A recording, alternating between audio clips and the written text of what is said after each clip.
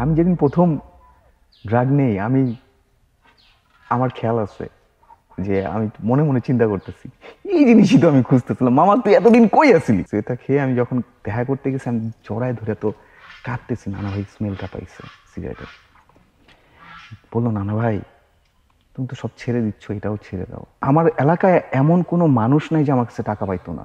আমি আমি রিকভারিতে এসে প্রথম যে জিনিস বন্ধ করছি, আমি কারোর কাছে ধার করতাম না। আমি খিদার কষ্ট পাইছি, অনেক সব কিছুরই কষ্ট পাইছি। সো মানুষজনের অপমানিত হয়েছি। আমার একটা আমার বাবার একটা জায়গা আমি 2 জায়গায় বিক্রি করার ট্রাই করছি। মজলিসের মধ্যে আমার অপমান করছে, আমি চোখ দিয়ে টপ করে পানি পড়তেছে। কারণ আমি জানি তো আমি মানুষটা না, আমি অ্যাডিকশনের কারণে বা আমি উজ্জ্বলের কারণে এই জিনিস করতেছি।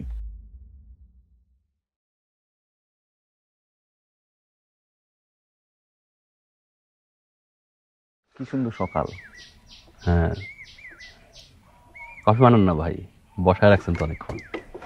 তাই এটা বললেই তো হয়, বসায় রাখছেন অনেকক্ষণ। কফি খাওয়ানোর জন্যই তো আমি নিয়ে আসছি সবকিছু। বানান। তুষার ভাই, হ্যাঁ ভাই।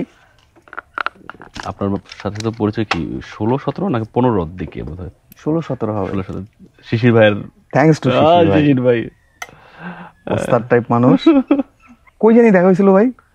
সেটি ভাবতেছি, আমি ভাবতেছি ওই সময়টা শিশির ভাই আমাদের কোন রেল লাইনের দিকে দেখা হয়েছিল না? Right right right. তখন কি আমি আদিমের প্ল্যান করতেছি বা করি নাই নাকি? না না, আমরা আপনার স্কুলে গেছি ভাই, স্কুল দেখাইতে নিয়ে গেছিল। আচ্ছা আচ্ছা আচ্ছা, লাইব্রেরিতে। লাইব্রেরিতে গেছিলাম। হ্যাঁ হ্যাঁ। আপনি মানে পছন্দ করছিলেন, এটা অদ্ভুত লাগে সেই সময় তো। আপনার কার্যক্রমগুলি দেখা মনে হয়েছে মামায় পাগলা ডিস্টার্ব। না, আপনিও তো ডিস্টার্ব ভাই। আমি আপনার এই যে আপনার সাথে যখন পরিচয়, হ্যাঁ কিন্তু তার পেছনে আপনি পুরোই ভিন্ন, পুরোপুরি একদম আলাদা মানুষ, একটা মানুষ। হ্যাঁ। এবং সেই গল্প যখন আপনি বলছেন, স্পেশালি আপনি একদিনের কথা বলছিলেন যে আমি কোনোদিন ভাবি নাই যে আমার একটা সংসার হবে, আমার একটা সন্তান হবে, এটা আপনি কোনোদিন ভাবেন না, এটা বলছেন। এইটা না আমার খুব, মানে আমি খুবই ইয়ে হয়েছি আর কি। এটা এখনো পর্যন্ত আপনি যখন আপনার অতীতের গল্পগুলো বলেন না, তখন আমি এখনো পর্যন্ত ধরেন অবাক হই, আমি বিশ্বাস করতে পারি না আসলে, বুঝছেন? তো আপনি মানে সেন্টার তো আপনার লাইফে একটা গুরুত্বপূর্ণ টার্নিং পয়েন্ট, সিদ্ধান্ত নেওয়াটা, তাই না? রাইট। আপনি সেন্টারটা কিভাবে শুরু করলেন ভাই, এইটা আপনি আমার একটু বলেন ভাই। একটা সময় হয়েছে কি যে অ্যাডিকশনে থাকার কারণে বাসা থেকে বের হয়ে যেতে হয়েছে। বাইরে ছিলাম দীর্ঘদিন। পরবর্তীতে যেটা হচ্ছে যে আমার কাছে মনে হয় যে সৃষ্টিকর্তা না নিজ হাতে আমার এই লাইফটা দিচ্ছে। কারণ আমার আর বেশি হলে 6 মাস বা 1 বছর বাঁচার কথা ছিল, সবাই তাই মানে ভাবতেছিল, বলতেছিল তো মারা যাব।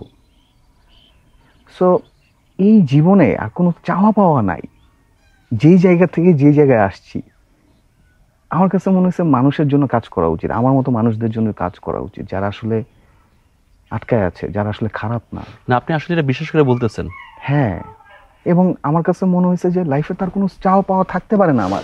আমি কয়েকদিন পর মারা যেতাম, এটা বোনাস লাইফ দিছে। তাহলে মানে বাড়ি গাড়ি অনেক কিছু, এটা না। রিকভার হওয়ার পরে চিন্তা করছিলেন নাকি রিকভার যখন হচ্ছিলেন তখনই চিন্তা করছিলেন? আমি যখন পর্যন্ত অ্যাডিকশনে ছিলাম, আমি কখনো ভাবিই নাই যে আসলে আমার পক্ষে ভালো থাকা সম্ভব, বা একটা মানুষ ভালো থাকতে পারে, একটা মানুষ ভালো হইতে পারে,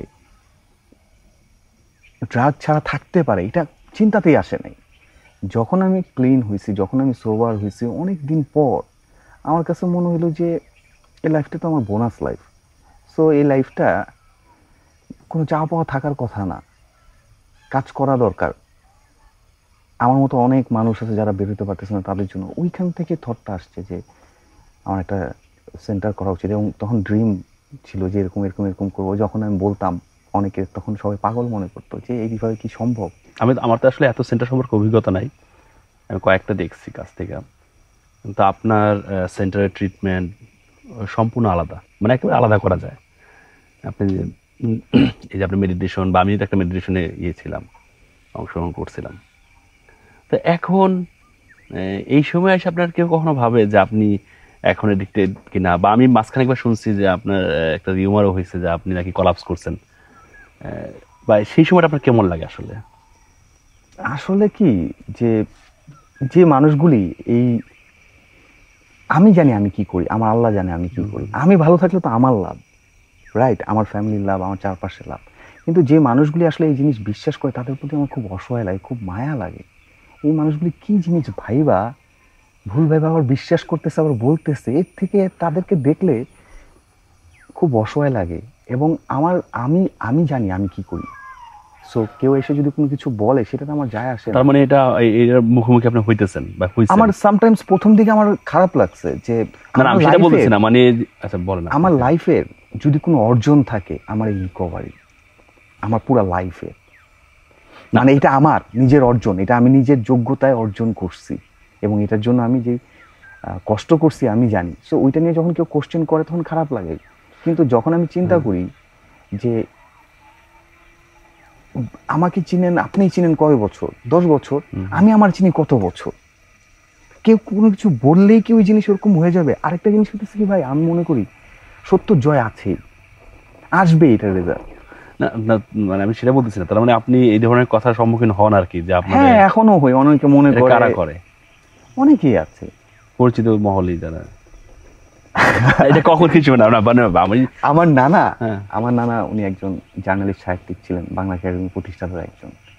তাকে একদিন একজন এসে বলতেছে, স্যার আপনার নামে তো ওই মানুষটাই কথা বলতেছে। আপনার নানার নাম কি বলা যাবে? জগলুল হায়দার আফ্রিক। তো স্যার আপনার নামে তো ওই মানুষটাই কথা বলতেছে। নানা অনেকক্ষণ চুপ করেছিল, চুপ করে থেকে পরে বলতেছে, না আমি তো তারা কখনো হেল্প করি নাই। ও আচ্ছা, বুঝছেন? তো আপনার অতীতের কিছু কিছু গল্প আমি শুনছি বা হয়েছি, সেইটা বরং আমারে খুবই অবাক হই যে আপনি একটা মানুষের পক্ষে কিভাবে সম্ভব, পুরো ডিফারেন্ট সেন্টারের আগে, মানে আপনি রিকভার হওয়ার আগের এক মানুষ আর এখন। এবং আপনি যখন আমাকে বলতেছিলেন যে আপনি মানে এত পরিমাণে অ্যাডিক্টেড ছিলেন, রাস্তায় ঘুমাইতেন বা রাস্তার মানুষজন, আমরা আমাকে একটু দেখাইতেছিলেন যে ভাই আমার লাইফটা এরকম ছিল, এটা আমারে খুব, আমি অবাক হই। বেসিক্যালি তো হারানোর তো আর কোনো কিছু ছিল না ভাই, সব হারাইছি। মানে একটা মানুষ যখন টার্মিনালে থাকতেছে, একটা মানুষ যখন সদরঘাটে থাকতেছে, তার তো আর হারানোর কোনো কিছু নাই। এই যে আপনার ভেতরে যে বোধ, আপনার ভেতরে যে উপলব্ধি, সেটাকে আর প্রভাব ফেলছে কিনা, বা আপনি আসলে কি সেই জিনিসটা তখন ভেতরে ছিলেন কিনা? আমি আসলে ধরেন যে আমার রিকভারি জার্নিতে আসার পরে যখন আমি ডিসাইড করলাম যে এই লাইফটা তো ধরেন যে পুরো বোনাস লাইফ, এই লাইফে কোনো চাওয়া পাওয়া নাই, তখন আমি খোঁজা শুরু করলাম কোন কোন জিনিস আমার জন্য ভাল লাগে। আমি অনেক কিছু ট্রাই করছি, আমার ফটোগ্রাফিতে ক্লিক করছে, রাইট। তারপর আমি এটার জন্য ভর্তি হই, পড়াশোনা করি। তারপর আমার কাছে মনে হয়েছে, কিছুদিন আগেও মনে হয়েছে যখন অপশন আসছে, যে এমন হয়েছে যে সেন্টার আমি রাখবো না, বন্ধ করে দিব, আমি বাইরে চলে যাব, ফটোগ্রাফি করব, এরকম অপশন আসছে মাঝখানে। তো আমি চিন্তা করলাম যে ফটোগ্রাফি দিয়ে আমি হয়তো অনেকের লাইফ চেঞ্জ করতে পারবো না, কিন্তু এই যে পেশাটায় আছি, এই পেশাতে অনেক মানুষের বলতেছেন, হ্যাঁ বদলায় যায়। এবং আমি যখন দেখি একটা মানুষ চেঞ্জ হয়ে আসতেছে, একটা মানুষ ওইখান থেকে অ্যাডিকশন থেকে বাঁচা মানে পুরো ফ্যামিলিটা বাঁচা, ওই ফিলিংটা না, ওই মুহূর্তটা না আমার কাছে অদ্ভুত লাগে সবকিছুর উপরে। তখন আমি ডিসাইড করে আবার ব্যাক করলাম এই সেক্টরে। আপনি এটা পেশা বলতেছেন, কিন্তু আমি যতটুকু দেখছি যে আপনার সেন্টারটা না আপনার পেশা না, আপনার প্যাশন আসলে। মানে এটাকে আপনি যেমন আর্টটাকে বা ফটোগ্রাফিকে আপনি যেভাবে ভালোবাসেন, ঠিক মানে কোনো রকম ভালোবাসার কমতি নাই সেন্টারের প্রতি। এবং এটা তো আমি আপনাকে বললাম শুরুতেই যে আপনার সেন্টারে যেভাবে ট্রিটমেন্ট প্রসেস, সেটা মানে একেবারেই আলাদা। এবং সেটা ধরেন খুবই স্পিরিচুয়াল লাগছে আমার কাছে, আমি তো কাছ থেকে দেখছি।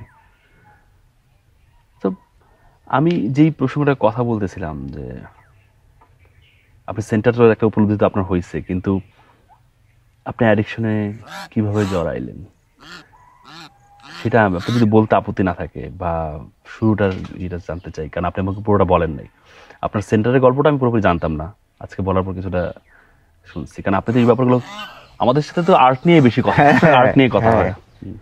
এখন আমি তো সিগারেটও খাই না, বা লাইফে ওইভাবে কোনো কোনো অ্যাডিকশনের মধ্যে ছিলাম না। শুরুর দিকে আমি না বিব্রত হইতাম। আপনার এখানে যখন আসতাম না, আমার অনেকে জিজ্ঞেস করতো আপনার ক্লিন ডেট কবে, ক্লিন বার্থডে কবে, আমি তো বুঝতাম না কি ঘটনা বলে। তখন আপনি বলতেন যে না না উনি রিকভারি না, পরে আমি প্রথম জানলাম যে আপনি রিকভারি। এবং তারপরে আপনি আপনার ঘটনা, জীবনের লাইফের কিছু কিছু ঘটনা বলছেন, তারপর তারপর তো আপনাকে আমি আরেকভাবে আবিষ্কার করলাম বা বুঝতে পারলাম। এখন আপনি আপনি যদি আপনার আপত্তি না থাকে, বা এখানে আমি একেবারে পার্সোনাল জায়গায় যাব, আমি জানি না আপনি আমাকে কতটুকু ইয়ে করবেন, অ্যাক্সেস দিচ্ছেন না। আপনার বাবা মার মধ্যে সেপারেশন কি আপনার মধ্যে প্রভাব ফেলছে অ্যাডিকশনের জড়ানোর ক্ষেত্রে? আপনি কি ফিল করেন, আপনি কিভাবে ইয়ে করেন? না, আমার কাছে মনে হয় যে এটা তো আসলে তাদের ডিসিশন। হ্যাঁ, এটা তারা ভালো থাকতেছেন, এটা তাদের ডিসিশন। আপনার মেন্টালি কি আমার হলো? আমার আমার আমি তো ধরেন আমি তো অ্যাডিকশনে যাইনি, মানে টঙ্গীতে থাকি, সেখানে মানে খুবই অ্যাভেলেবল, আমার সাথে অনেকেই অ্যাডিক্টেড হয়েছে, আমি দেখছি অনেকে ইয়ে হয়েছে, কিন্তু আমার তো এটা কখনো ইচ্ছা করে ভাই, বিষয়টা এরকম না। বিষয়টা হচ্ছে যে এটা তো একটা রোগ, অ্যাডিকশন একটা রোগ। ওকে, ধরেন যে আপনার অ্যালার্জি আছে, চিংড়ি মাছ খেলে আপনার অ্যালার্জি হয়, সবার কি হয়? আমার তো হয় না। না না, হ্যাঁ হ্যাঁ আমার হয়, ঠিক আছে, বুঝতে রাইট। পারছি। সো আপনি যখন চিংড়ি মাছ খাবেন তখন অ্যালার্জি হইতেছে। অ্যালার্জি হইতেছে, হ্যাঁ। আমি যখন ড্রাগ নিব তখন আমার অ্যাডিকশনে এটা বাড়বে। মানে শুরুটার গল্পটা বলেন না, মানে আপনি শুরুটা সেটা ভাই, বলতেছি। শুরুটা কিভাবে হইলো আসলে? শুরুটা হয়ে যায় আমি যেদিন প্রথম ড্রাগ নেই, আমার খেয়াল আছে যে আমি মনে মনে চিন্তা করতেছি, এই জিনিসই তো আমি খুঁজতেছিলাম। মামা তুই এতদিন কই আছিলি? তখন আপনি এজ বা আপনি কিসে পড়াশোনা করতেন? তখন আমি ছোটবেলার থেকেই খারাপ, আচ্ছা, মানে ভালো, সমাজ যেইটারে ভালো বলে। আপনি সেদিন বলতেছিলেন যে আপনি কি বাথরুমে বসে আপনি সিগারেট খাইতেছিলেন। হ্যাঁ, সো আমি অনেক ছোটবেলা থেকে সিগারেট খাই, এবং এটা আমার বাবার থেকে পাই। হ্যাঁ, আমার রোল মডেল আমার বাবা ছিল। সো যা করতাম আমি তাই কপি করতাম। আমার প্রথম সিগারেট তার ফেলে দেওয়া সিগারেট থেকে নেওয়া। এটা বলা উচিত না যদিও, তারপরে আমি বললাম। সো আমার বাবার দেখিনি আমি কখনো ড্রাগ নিতে, কিন্তু আমার বাবার মৃত্যু, এরপর আমি যে জায়গায় ছিলাম সেই জায়গা থেকে বের হয়ে আসা, বাবা যে জায়গায় রেখে গিয়েছে, সো এই সব কিছুর প্রভাবে আমি একটা সময় স্বাধীন ফিল করা শুরু করলাম। আমার নানির বাসায় যখন গেলাম গ্যান্ডারিয়ায়, ওইখানে যে সার্কেল ছিল সেই সার্কেলগুলির সাথে যখন মিশা শুরু করলাম, আস্তে আস্তে হঠাৎ করে একদিন ইন্ট্রোডিউস হয়। মানে এর আগে আমি মদ বা এ ধরনের অ্যালকোহল বা এই জিনিসগুলি নেওয়া হয়েছে খুব অল্প। সো যখন আমি নিলাম, নেওয়ার পরে আমার খারাপ লাগতেছিল, এবং এরপরে যে ফিলিংটা হলো আমি এটাই তো খুঁজতেছিলাম। এবং আমি কিভাবে ওইটার মধ্যে প্রবেশ করছি আমি জানি না। একটা সময় এসে বুঝলাম যে আমার তো উইথড্রল হইতেছে না নিলে, আমার শারীরিক প্রচণ্ড যন্ত্রণা হইতো ওইটার জন্য। মানে শেষের দিকে যেটা হইতো, স্বাভাবিক থাকার জন্য ভাই খাইতাম।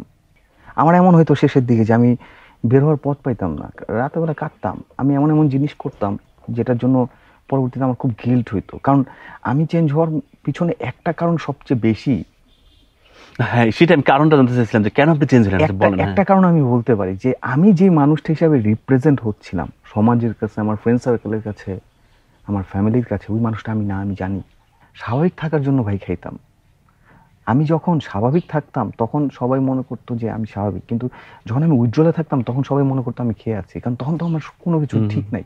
তার মানে আপনি যখন আপনার ড্রাগ নিতেন তখন আপনি স্বাভাবিক থাকতেন? স্বাভাবিক থাকতাম, ফ্যামিলি ভাবতেছে ও স্বাভাবিক আছে। হ্যাঁ, কিন্তু হয় কি যে এত তীব্র যন্ত্রণা হইতো, ওইটার থেকে বের হওয়ার কোনো পথ পাচ্ছিলাম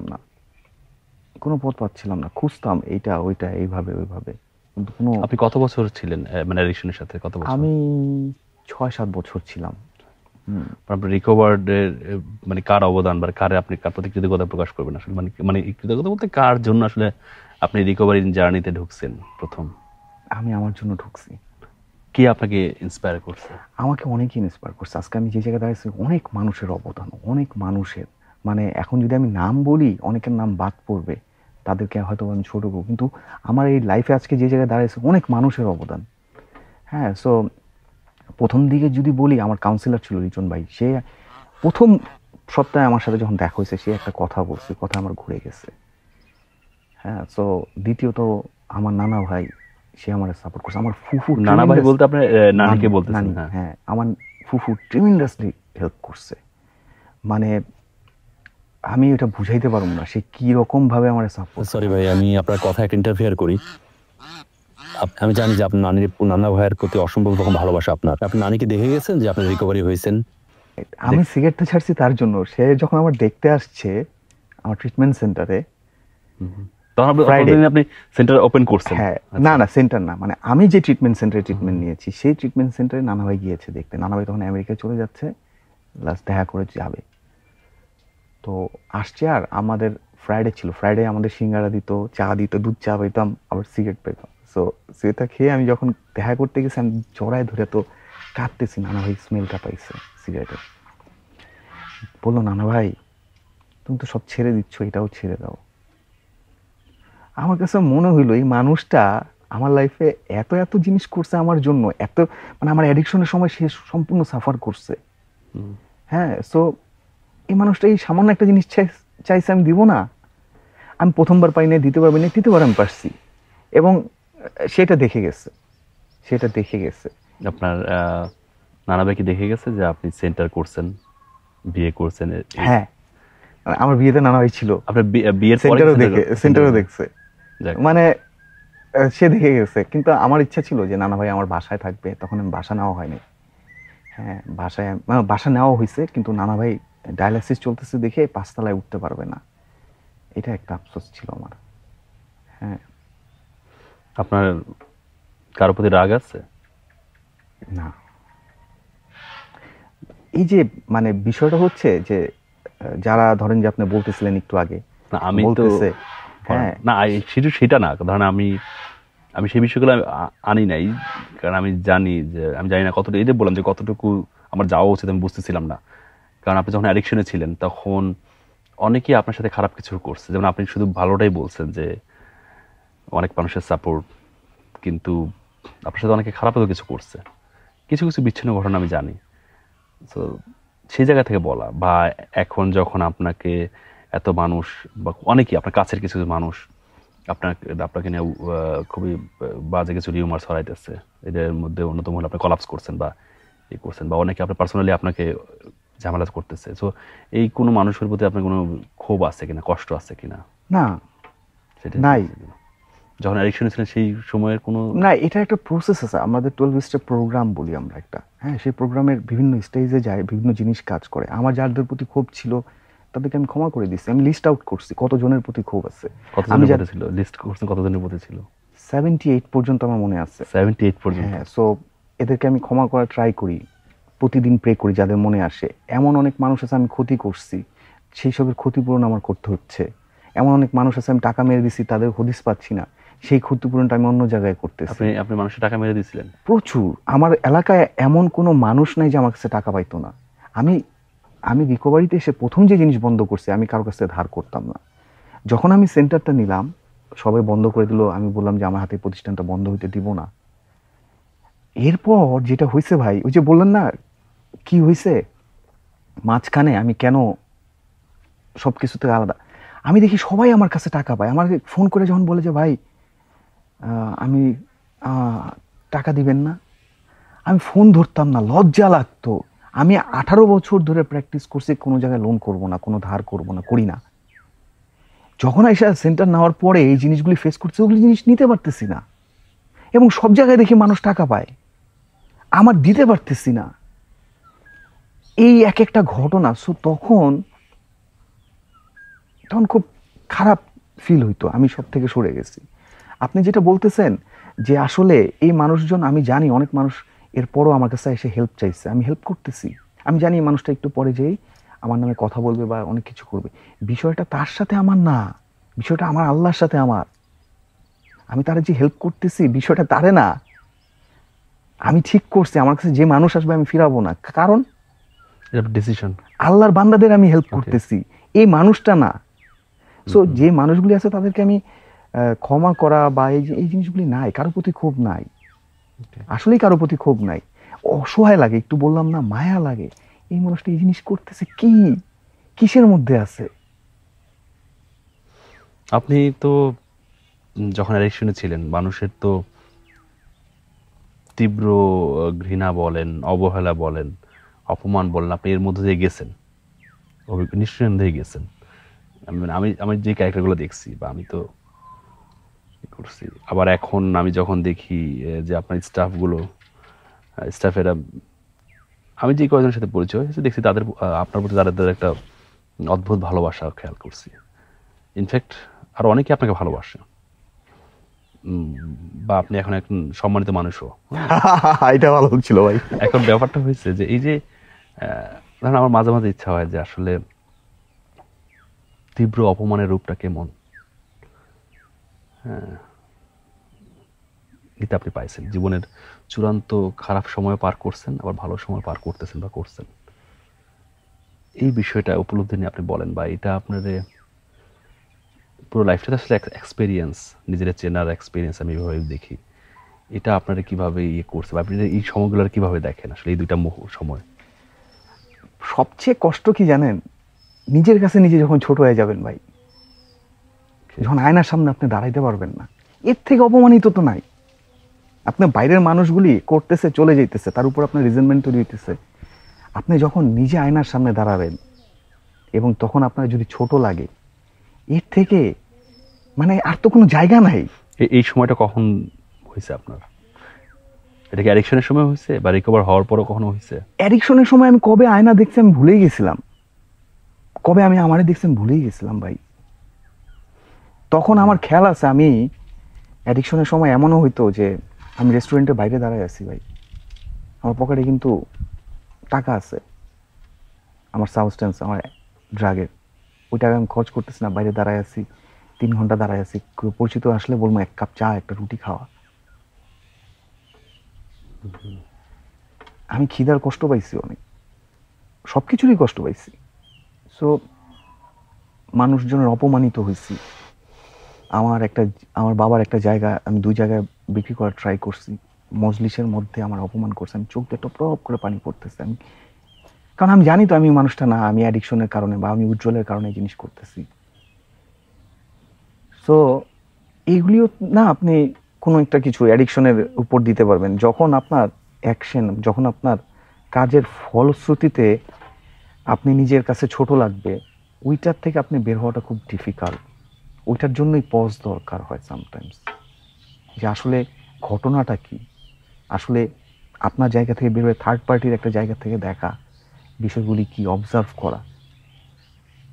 এবং ওই জিনিসটা আবার চেঞ্জ করে দিচ্ছে আমার লাইফটাকে। আপনি খেয়াল করে দেখেন লাস্ট 1 বছর আগের আমি আর এখনকার আমি, অনেক চেঞ্জ। কারণ আমি বুঝতে পারছি যে আমার আসলে সমস্যাগুলি কি। অ্যাডিকশন একটা ডিজিজ, আমি সাবস্টেন্স নেওয়া বন্ধ করে দিছি, কিন্তু এটা অন্য ফর্ম দিয়ে বাইর হবে। এটা সবচেয়ে কানিং, সবচেয়ে পাওয়ারফুল, সবচেয়ে ম্যানিপুলেটিভ। ও আমার পিছন থেকে প্লে করে। আমি সিগারেট বন্ধ করে দিচ্ছি, কিন্তু অন্য অন্য জায়গা দিয়ে তো বেরোচ্ছে। আমার চারিত্রিক, আমার চিন্তা ভাবনা, আমার অন্যান্য অ্যাটিটিউড। যখন আপনি যখন আপনি এটারে না জানবেন, আমার লাইফ চেঞ্জ করছে আমার 12 স্টেপ। আমি যখন ওই প্রসেসে গেছি, আমি দেখছি যে আমি আসলে মালটা কি। আয়নার সামনে দাঁড়াইতে আমার ভয় লাগে না, কারোর সামনে দাঁড়াইতে ভয় লাগে না। আমি জানি আমি কি, কে কি করলো কে কি করলো না, it doesn't matter for me. Important it's আমি কি করলাম, এইটা আমার কাছে অনেক ইম্পর্টেন্ট। আমি তো পৃথিবীর কোনো কিছুই নিয়ন্ত্রণ করতে পারবো না। কে এসে আমার গালি দিবে, কে এসে আমার খারাপ ব্যবহার করবে, কে আমার প্রশংসা করবে, এটা আমি ঠিক করতে পারি না। কিন্তু আমি ঠিক করতে পারি যে আমি কি করব, এবং ওই বিষয়ে ক্লিয়ার হওয়াটা দরকার। এবং ওই প্রসেসে যখন আমি গিয়েছি, আমার কাউন্সিলর, আমার স্পন্সর, আমার মানে যে মানুষগুলি, এই মানুষগুলি আমার জন্য অ্যাঞ্জেল ছিল, অ্যাঞ্জেল ছিল। এবং সবার সম্মিলিতভাবে যখন যার কাছে গেছি, হেল্প চাইছি, ভাই আই নিড হেল্প, আমি বাঁচতে চাই, এটা লাইফ না। এখন আমি জীবনে স্বাদ পাই, এখন আমি ফ্রিডমের স্বাদ পাই। এর আগেও পেয়েছি, কিন্তু ওইটা তো আমি ভাবতাম যে আমি করছি, দেখ আমি সিগারেট ছেড়ে দিচ্ছি, দেখ আমি খাই না, দেখ আমার সেন্টার আছে, আমি। এখন আর আমি নাই। সৃষ্টিকর্তা চাই দেখেই হয়, তার সাথে সম্পর্কটা আমার ভালো করতেছি, খুঁজি কিভাবে তার সাথে আরো সম্পর্ক ভালো করা যায়, কোন কাজটা করে। আমি যখন খারাপ সময় পড়ি, আমি বলি আল্লাহ, আমি তো কারো হেল্প মানে ক্ষতি করি না, আমি তো কারো, তুমি আমার কেন হেল্প করবা না। আমার কাছে মনে হয় ভাই লাইফ ইজ এ চয়েস। এখন ভাই বিন্দাস আছি, খুবই ভালো আছি। এর থেকে আমি বলি, এর থেকে ভালো থাকা সম্ভব না। আমি যদি আজকে মারা যাই আমার কোনো আফসোস থাকবে না। আপনার সেন্টারের কি অবস্থা? আলহামদুলিল্লাহ ভালো। এটা সেন্টার এটা আমার ফ্যামিলি ভাই, ফ্যামিলি, এটা আমার ফ্যামিলি। আমি এখানে থাকি, এখানে ঘুমাই, যে মানুষজন আমার ভাই ব্রাদার। হ্যাঁ, আমার আসলে আমি জানি ভাই, আমার আমার দুইটা উইকনেস। আমি এক হচ্ছে বিজনেসম্যান না, আরেকটা হচ্ছে আমি এই সেক্টর প্রফেশনাল না। এবং এই দুইটাই আমার স্ট্রেংথ ভাই। যারা আসে তারা আমার মতো করে দেখি আমি তো ওর জায়গায় ছিলাম। আমি ওদের ভাই ব্রাদার হিসেবেই থাকতে চাই, এবং আমি এই জায়গাটায় বিজনেস করতে চাই না। আমার লাইফে অত বেশি চাওয়া পাওয়া নাই যে এই করতে হবে ওই করতে হবে। ভাই বাইচা আছি, এটাই তো আমার জন্য। গত বছরই ভাই ওই সময়টাতে আমি দড়ি নিয়ে বসেছিলাম, ভাবতেছিলাম। তো ওই জায়গা থেকে সৃষ্টি করতে আজকে এই জায়গায় বসাইছে ভাই। মানে এর থেকে ভালো থাকা, এর থেকে ভালো কিছু হইতেই পারে না। না না, ভালো থাকাটা ওয়েটা কি আপনি সেটা বলতেছে? চয়েস, মানে আমি ভালো থাকতে চাই। আপনার বয়স কত? না আপনার বয়স কত সেটা বলেন আপনি, কারণ আপনি সুখে তো আপনার বয়স কম লাগে। আপনার বয়স কত ভাই? কালকে জিজ্ঞেস করলেন বললাম, আবার এই ইন্টারভিউতে আপনি জিজ্ঞেস করতেছেন।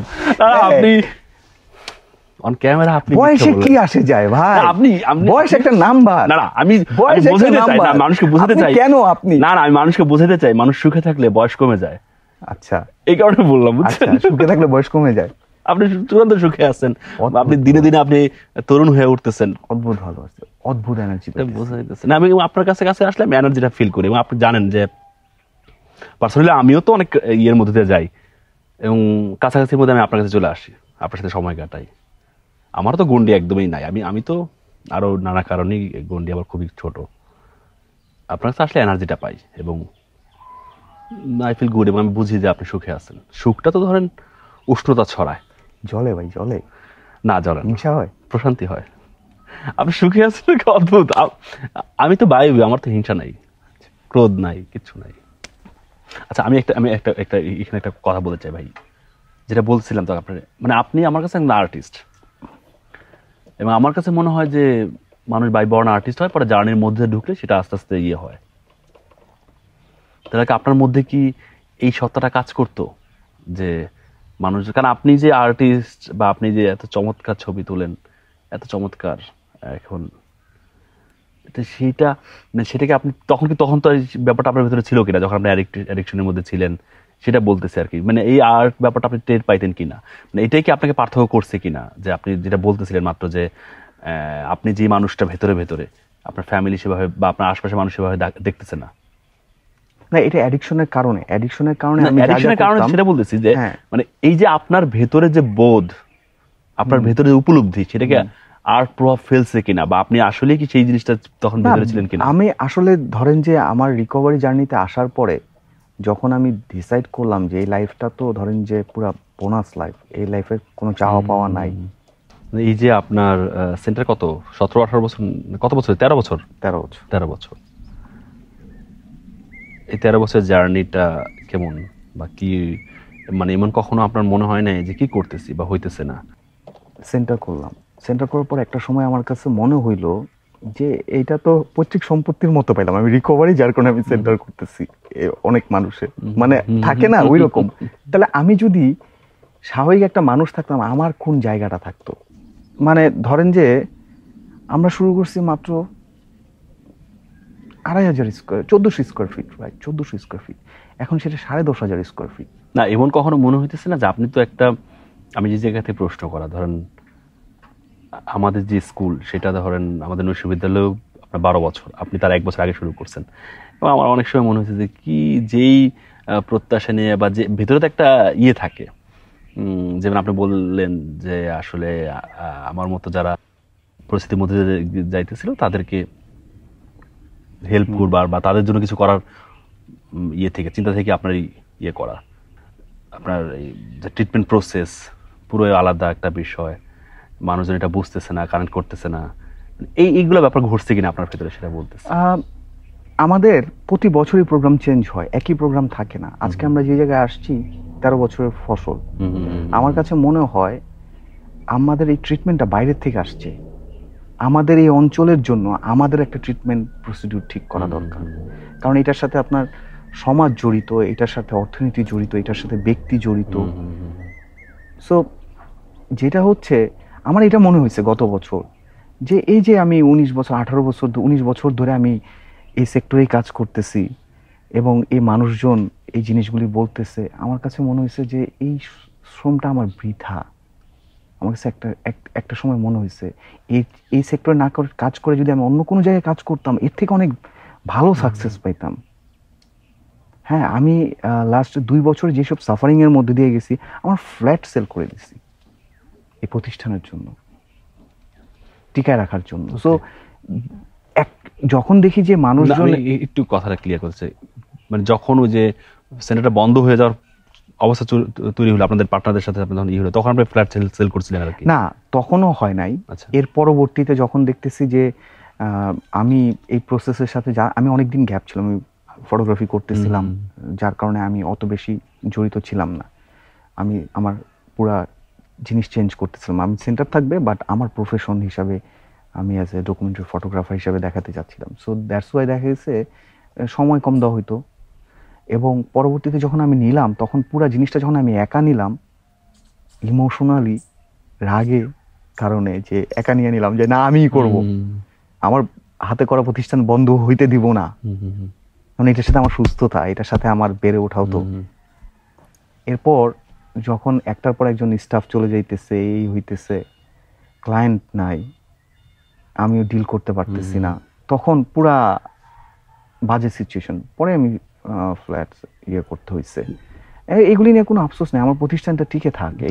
আপনি একটা সুন্দর কথা বলছেন তখন, যেটা আমি কোট করছি আসলে, যেটা হচ্ছে যে আপনি বললেন যে আমাদের এই রিহ্যাব সেন্টারের যে ট্রিটমেন্টটা বাইরে থেকে আসছে, কিন্তু আপনার উপলব্ধি হয়েছে যে এই অঞ্চলের ট্রিটমেন্টটা কেমন হওয়া উচিত। কারণ এই অঞ্চলের আমাদের কালচার আলাদা, আমাদের অর্থনীতি জড়িত বললেন, আমাদের খাদ্যাভ্যাস ব্যাপার আছে, সবকিছু মিলে আসলে সেই জায়গা থেকে আপনি ভাবছেন। এটা আমার কাছে খুব ইন্টারেস্টিং লাগছে। না, আমার কাছে মনে হয় যে ফুডটা অনেক ইম্পর্টেন্ট। আমি দেখা গেছে যে ডোপামিন ফুড যেগুলিতে বেশি রিলিজ করে সেগুলি আমি খাওয়ানোর চেষ্টা করি, তো ডোপামিন অটো রিলিজ হয়, জেনারেট হবে। সো ইটস নট অ্যাবাউট যে আমি আইনে আটকায় রেখে দিতেছি তাহলে হয়ে যাবে। সেটাই আপনি তো সেটাই আটকা রাখতেছি সেটা না, অনেক জায়গায় তো তাই দেখি আটকায় রাখে বা ইয়ে করে। অনেকেই ভালো করতেছে, অনেকেই আবার অনেকে ভালোও করতেছে। হ্যাঁ, আমার কাছে মনে হয় যে সেন্টার থেকে একটা মানুষ ভালো হয় সেই সেন্টারই তো কাজ হইতেছে, কারণ নাহলে সে ভালো হইতো না তো। হ্যাঁ, সো ফ্যাসিলিটি বলেন বা অন্যান্য জায়গাগুলিতে বলেন, এগুলি হয়তো বা কম বেশি ভ্যারি করে। সেটাই না, সেটা আমি তো বললাম যে আমার আসলে অভিজ্ঞতা হয়তো বা ভ্যারি করে। মানে আমি আমার অভিজ্ঞতার জায়গা থেকে আমি তো কয়েকটা দেখছি, সেই জায়গা থেকে আমার মনে হলো যে আপনারটা আরেকভাবে আমি চিন্তা করলাম। আচ্ছা, এখন যে বিষয়টা আমি করতেছি সেটা হলো যে আমি দেখতেছি যে আপনি বোধহয় এখন পর্যন্ত কজনের সাক্ষাৎকার নিচ্ছেন এই প্রোগ্রামের? হ্যাঁ, 13 জনের নিয়ে নেওয়া হয়েছে। 13 জনের নিচ্ছেন এবং প্রত্যেকটা সাক্ষাৎকার আপনি নিচ্ছেন? হ্যাঁ, আমি হোস্ট। আপনি আমাকে বলছেন যে হ্যাঁ, যে আপনার সাক্ষাৎকার আমি নিব, এটা তো হলো। এইটা কেন আসলে আপনি যে রিকভার যারা হয়েছে তাদের ইন্টারভিউ নিতেছেন, তাদের সাথে কথা বলতেছেন? আমার এটা না 2015-16 দিকে আমার কাছে এটা মনে হয়েছে। দেখেন, আমাদের এখান থেকে বাংলাদেশে এই কনসেপ্টটাই নাই যে এই ধরনের মানুষগুলি ভালো হচ্ছে, ভালো করতেছে। আমি এরকম অনেক মানুষকে চিনি যারা সমাজে অনেক কন্ট্রিবিউট করতেছে, কিন্তু এদের সমাজে ওই স্পেসটা নাই। ওকে আজীবন এডিক্ট হিসাবে দেখে, এবং এডিক্ট হিসাবে যদি বলে তাকে ওকে সরায় দেয়। এটা আপনার সাথে মেশার আগে আমারও এই অনুভূতি ছিল। আচ্ছা, বলেন। হ্যাঁ, সো আমার কাছে মনে হইতেছে যতক্ষণ পর্যন্ত আমরা ওদের সমাজে যদি একটা স্পেস না করতে পারি, তাহলে আমাদের ট্রিটমেন্ট সেন্টার থেকে বের হইতেছে, ভালো হইতেছে, এদের তো সমাজেই জায়গা নাই। আমরা সমাজে যদি জায়গাটা ওদের জন্য না করি তাহলে এরা যাবে কই? দেখেন, আমার ইন্টারভিউতে অনেকেই আছে যাদের আমি ফেস দেখাইনি, কিন্তু আমার কাছে মনে হয় এরা তো ফাইটার, এরা তো যোদ্ধা। ফেস দেখান নাই তো তারা চায় নাই, তাই দেখান নাই। রাইট। সো যারা আবার দেখাতে চাইছে দেখাচ্ছে, কিন্তু আমার ইচ্ছা হচ্ছে জানি একটা সময় এই জিনিসটা চেঞ্জ হয়, এরা জানি হিরো হিসাবে আসে। এই যে শুরু করলাম, একটা সময় সবাই ফেস দেখাবে যে আমি তো ভালো করতেছি, আমি তো ফাইট করতেছি, আমি তো এখন আর খারাপ করি না। যে নিজের ক্ষতি করে না সে তো অন্যের ক্ষতি করবে না। এই মানুষগুলি নিজের ক্ষতি করার জন্য অন্যের ক্ষতি করতো, এরা নিজেরই ক্ষতি করে না। পরে আমার কাছে মনে হয়েছে যে এইভাবে হয়তো বা আমি আগে শুরু করি, আমি বলি যে আমি রিকভারিং এর 19 বছর ধরে ভালো আছি। এটা আমার প্রাউড ভাই, এটা আমার অর্জন। সো আমার চাওয়াটাও হচ্ছে এই মানুষগুলি দেখানো সমাজকে যে দেখো কত ভালো করতেছে। কিন্তু সমাজ যদি না দেখে, আপনি যেগুলো করতেছেন যদি মানুষ না দেখে, ভিউ কম হয়, তখন আমার কাজ তো আমি করে যাব, আমার কাজ আমি করে যাব। আমার উদ্দেশ্য কি, যে আমি তাদেরকে সমাজে পুনর্বাসন আবার করতে চাই পরিপূর্ণভাবে। সমাজ জানি, সবাই জানে যে এই মানুষগুলি ভালো হয়। এখন কে দেখবে কে দেখবে না, এটা তো ভাই আমি ঠিক করতে পারি না, আমি তো এটা করতে পারি। যদিও জানি যে there is no tomorrow, অবসর একটা কথা, তারপরও ধরেন আমরা জানতে চাই যে টুমোরোতে আপনার কি প্ল্যান, ভবিষ্যতে আপনার কি প্ল্যান আসলে? ভাই আমি স্বপ্নতে বাঁচি। ওকে, আমি কখন সবচেয়ে হ্যাপি থাকি, আমি স্বপ্ন দেখি। জেগে জেগে স্বপ্ন দেখেন না ঘুমায়া? দোনোটাই। আচ্ছা, মানে কোন স্বপ্নটা বেশি ভালো লাগে, জেগে থেকে স্বপ্নই তো? আচ্ছা। এবং এটা এক ধরনের ভালো অনুভূতি দেয়। আমি চাই আমার প্রতিষ্ঠানটা, আমার সেন্টারটা এমন হবে যেখানে কোনো তালা থাকবে না ভাই। তালা থাকবে না? না, আমরা এখন নিয়ে আসি অনেককে, কিন্তু আমি জানি যে এটা জোর করে করানো হইতেছে। বা আমি চাই না একটা ফ্যামিলির থেকে এভাবে একটা মানুষকে নিয়ে আসা। আমি চাই যে ও নিজের থেকে আসুক, ও নিজের থেকে আসুক। ওই স্পেসটা আমরা তৈরি করা ট্রাই করতেছি। আমাদের অনেক লিমিটেশন আছে। ওই জিনিস যদি আমি দিতে পারি যে দেখো এই জিনিস হবে, তুমি যদি চাও তুমি আসতে পারো। আমি চাই একটা সময় সে নিজের জন্য আসুক, সেটা প্রতিষ্ঠানে কোনো তালা থাকবে না। আটকায় রেখে জোর করে কাউকে চেঞ্জ করানো সম্ভব না। আমি জানি এই কথা বলতেছি, এটা অনেকের কাছে ফানি লাগবে, বাট এটা সম্ভব। আমি বিলিভ করি ভাই, এই মানুষগুলি পাগল না। আপনি যদি কাউরে হেল্প করতে চান, সে হেল্প কেন নিবে না? তাহলে রাইট ওয়েতে আমরা করতেছি না। প্রথমেই তো আমাদের তারা দেখা যায় যে সম্পর্কটা খারাপ হয় যখন তাদেরকে জোর করে নিয়ে আসি। এই যে আপনি কথা বলতেছেন, এই যে আপনি মানুষজনের ইন্টারভিউ নিতেছেন, এক এক করে এগুলো আবার করবেন, আপনি বলতেছেন যে এটা ট্যাবু ভাঙার জন্য আপনি করতেছেন। আপনার ভেতরে কি সামান্যতম বিজনেস পারপাস কোনো কিছু আছে এটা করার পেছনে? না, কারণ হচ্ছে এই লাইফে চাওয়া পাওয়ার কিছু নাই তো। রিজিকের মালিক আল্লাহ। আমার সেন্টারে যারা ট্রিটমেন্টে আসবে তারা আসবে, এটা নিয়ে আমি টেনশন করি না। আমি যেটা করি, আমি কি কাজ করতে পারি তাদের জন্য সেটা ট্রাই করি। আমার হাতে কোনো কিচ্ছু নাই ভাই, এটা বুঝতে আমার অনেক বছর লাগছে। এই যে আমি আপনি আজকে এখানে বসে আছি বা কথা বলতেছি, আপনার কি মনে হয় এই প্লেসটা আমরা ঠিক করে আসছি? না না, আমরা তো এই প্লেস ঠিক করে আসলে আমাদের কথা ছিল বৃষ্টি হবে। গিফটেড ভাই। আচ্ছা, হ্যাঁ, রাইট। সো আমার হাতে তো কিচ্ছু নাই, তখনই ম্যাজিক হয় যখন আমি তার উপর ছেড়ে দিই, যখন সে আমার গাইডেন্স নিয়ে রাখে। রাইট। সো সে যখন দেয় সেটা আনলিমিটেড হয়। বিজনেস করে আমি করে কোনো কিছু করার নাই। আনলিমিটেডের সাথে যেটা পাবেন, আপনি হ্যাপিনেস পাবেন, খুব ভালো থাকবেন। আপনার অনেক টাকা হইলো, অনেক কিছু হইলো, কিন্তু আপনি হ্যাপিই না। বা আমার অনেক টাকা হইলো, অনেক কিছু হইলো, আমি হ্যাপি না, বা আমি অ্যাডিকশনে আছি, লাভ কি? তো এখন আপনি দেখেই বোঝা যায় আপনি সুখে আছেন। আমি আসলে কিভাবে বলি যে আপনি কেমন আছেন এটা বলতে পারতেছেন না, কারণ আমি ভাই দেখতেছি এর থেকে, আমি এর আগেও সুখে বলছি, আছেন। এর থেকে ভালো থাকা সম্ভব না। আমি এইখানেই থাকতে চাই। আমি জানি যে আমার শেষটা কিভাবে হবে, বুঝি, জানি না তো বুঝি। সৃষ্টিকর্তা আমার জন্য ভালো কিছুই রাখছে। এরপর তার কথা থাকে না। হ্যাঁ, আই এম সো গ্রেটফুল ভাই। আমি যে অ্যাডিকশনে ছিলাম এটার জন্য আমি খুব গ্রেটফুল। নাহলে আজকে এই জায়গাটা থাকতাম না, এই জিনিস হতো না, এই ফিলিংয়ের মধ্যে দিয়ে যেতাম না। আমি আমাকে চিনতে পারছি, আমি আমাকে নিয়ে কাজ করতে পারি। আমি পড়ে গেলে আবার, কোথাও থেমে গেলে আবার শুরু করতে পারি। এই স্ট্রেংথ, এই সাহস, এই উচ্ছ্বাস, এই উদ্দীপনা এই জার্নিতে না আসলে আমি ভাই পাইতাম না। তো আমি তো আসলে হ্যাঁ, এই প্রোগ্রামটা আসলে ধরেন ফর্মালি শেষ করারও না, এটা শেষ বলা তো কিছু না, এটা বললেন জার্নি, তো ফর্মালি শেষও করতে পারতেছি না। আমি তো কখনোই এমন প্রোগ্রামে মানে এমন কখনো আমার হোস্ট হতে হবে বা করতে হবে এটা তো ভাবিও নাই, বা এটা কখনো করবোও না, ইচ্ছাও নাই, সেকেন্ড টাইম কখনো হবে না। এখন আপনার সাথে তো হওয়া না হওয়ার কোনো সম্পর্ক নাই, দুইটা তো উপলব্ধি একটা, মানে আপনার সাথে আমার একটা উপলব্ধির ব্যাপার। সে জায়গা থেকে ধরেন আপনি যখন বলছেন সেখানে না বলা বা বলা এগুলো কিছু না, বরং আমার কাছে মনে হয়েছে যে আপনিও তো আমার লাইফে নানান সময় কন্ট্রিবিউট করছেন এবং নানান উপায়ে। সেই কন্ট্রিবিউশন তো অর্থ কন্ট্রিবিউশন না, সময় তো একটা সবচেয়ে বড় কন্ট্রিবিউশন। আপনি যে আমার কথা শুনতেছেন, আজকে আমি আপনার কথা শুনলাম, এই তো।